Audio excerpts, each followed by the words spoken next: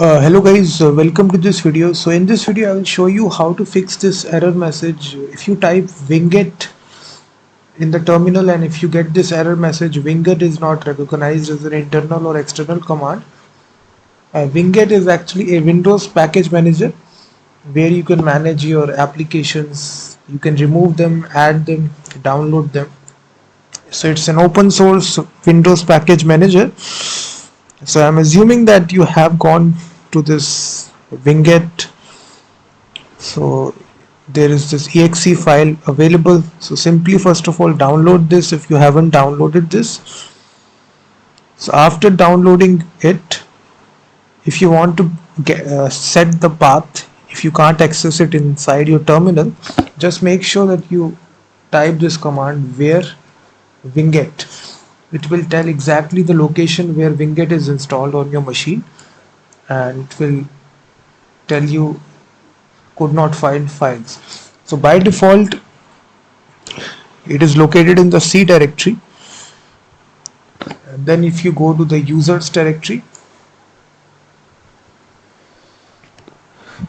so whatever is the username, mine is Asus, so I will simply go to this, and after this I will simply go to the app data folder.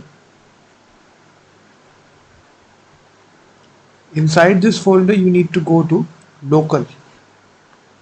Inside this you will search for the folder called as, I think it's not local, it is roaming. Yeah, so after this search for the folder which is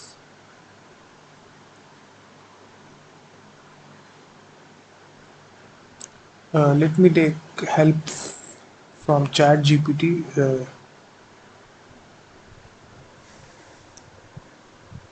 Yeah, so sorry, app data local, and after that local folder you need to go to the local folder right here, and after this you need to search for the folder Microsoft.